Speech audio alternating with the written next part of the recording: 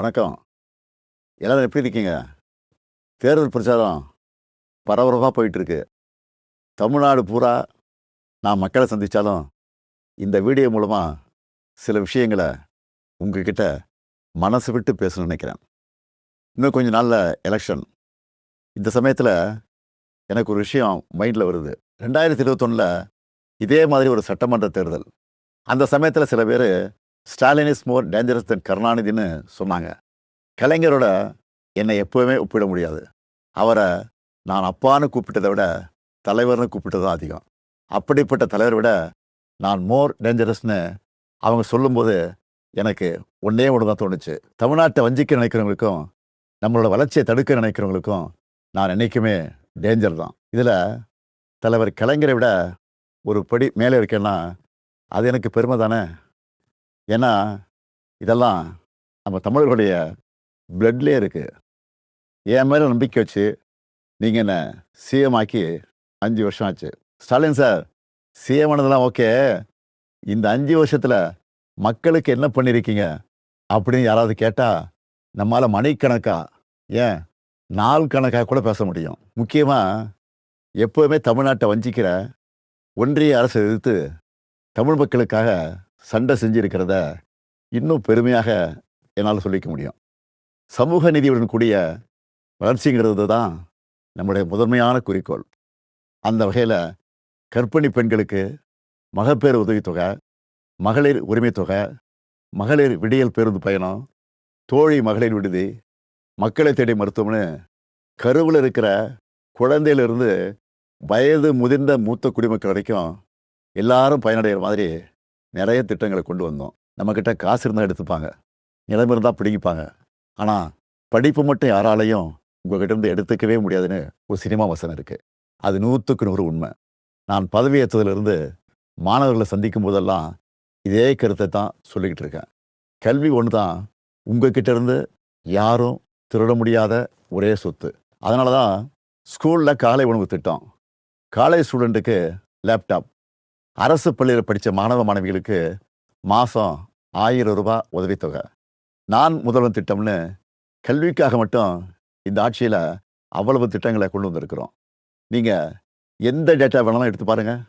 தொழில்துறை, விவசாயம், கல்வின்னு எல்லா துறையிலையும் தமிழ்நாடு டாப்பில் இருக்கும். அதுக்கு அடையாளமாக 14 வருஷத்துக்கு அப்புறம் தமிழ்நாட்டுடைய பொருளாதார வளர்ச்சி 11.19% எந்த மாநிலமும் தொடாத இரட்டை இலக்கத்தை தொட்டிருக்கு.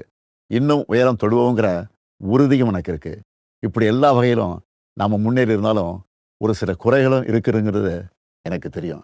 ஏன்னா நம்மளுடைய ஆட்சியை பற்றின விமர்சனம், ஃபீட்பேக் எல்லாத்தையும் காது கொடுத்து கேட்குறவன் தான். குறைகளாக சொல்லப்பட்ட சில விஷயங்களை கூட நாம் மற்ற மாநிலங்களை கம்பேர் பண்ணும்போது ரொம்பவே பெட்டராக தான் இருக்கும்.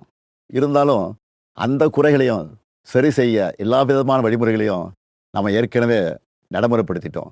அதோட விளைவுகளை இன்னும் கொஞ்ச நாளில் நம்ம பார்ப்போம். உங்கள் எல்லாருக்கும் தெரியும், போன வாரம் ஒன்றிய அரசு டீலிமிட்டேஷன்னு ஒரு மசோதா கொண்டு வந்தாங்க.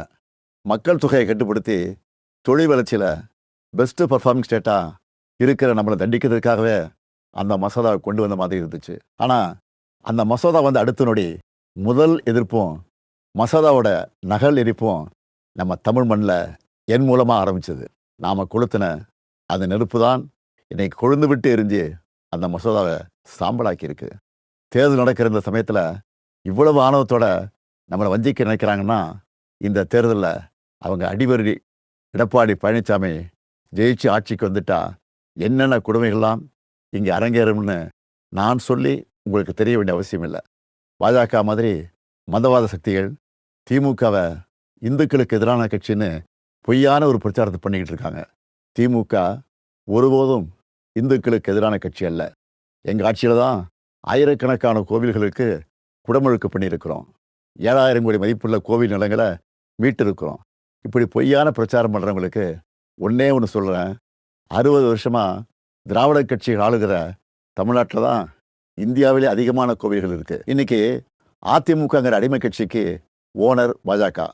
அவங்க ஆட்சி செய்கிற மாநிலங்களில் கிறிஸ்துமஸ் அன்னைக்கு சர்ச்சில் பூந்து கலவரம் பண்ணுறது, புல்டோசர் வச்சு இஸ்லாமிய மக்களோட வீடுகள் இடிக்கிறதுன்னு எவ்வளவோ கொடுமைகள் பண்ணுறாங்க. இதெல்லாம் தெரிஞ்சும் எடப்பாடி அவங்க காலில் விழுந்து கிடக்கிறாரு. ஆனால் சிறுபான்மை மக்களுக்கு ஒரு பிரச்சனைன்னா என்றைக்குமே நாங்கள் களத்தில் நிற்போம். அவங்க உரிமைகளுக்காக போராடுவோம். 1975 மிசாங்கிற ஒரு போரை அன்றைய ஒன்றிய அரசு நடத்தினப்போ அதை எதிர்த்து போரிட்டு வந்தான் இந்த ஸ்டாலின். அப்போ நான் ஒரு இளைஞன், கலைஞரின் மகன். இன்னைக்கு நான் அப்பா ஸ்தானத்தில் இருக்கிறேன். இப்போவும் நமக்கு எதிரான போரை எதிர்த்து நிற்கிறேன். எந்த பிரச்சனை வந்தாலும் தமிழ்நாட்டையும் தமிழர்களையும் பாதுகாத்து நிற்பேன். இது என்னுடைய உறுதிமொழி. எந்த வகையில் வந்தாலும், எத்தனை முறை முயற்சி பண்ணாலும், திமுக இருக்கிற வரைக்கும் தமிழ்நாட்டில் பாஜகவும் அவங்களுடைய கொடூரமான மக்கள் விரோத சித்தாந்தமும் ஜெயிக்க முடியலன்னு வரலாறு சொன்னால் போதும். அது மட்டும் போதும். நம்ம உரிமையை, நம்ம உழைப்பை, நம்ம மக்களுடைய கலாச்சாரத்தை, நம்ம மொழியை அழிக்கணும்னு நினைக்கிறவங்களோ அவங்களோட அடிமைகளோ நமக்கு வேணாம். இந்த வளர்ச்சியும் வளமான எதிர்காலமும் அடுத்த 5 வருஷம் தொடரணும். நான் உங்கள் அப்பாவா, அண்ணனா, தம்பியா, ஒரு தோழனா உங்ககிட்ட உரிமையோடு கேட்கிறேன். மீண்டும் இந்த நல்லாட்சி தொடர உதயசூரியன் சின்னத்திலும் எங்களது மதச்சார்பற்ற முற்போக்கு கூட்டணி கட்சியின் சின்னத்திலும் வாக்களித்து வெற்றி பெற செய்யுங்க. நன்றி. வெல்வோம் ஒன்றாக.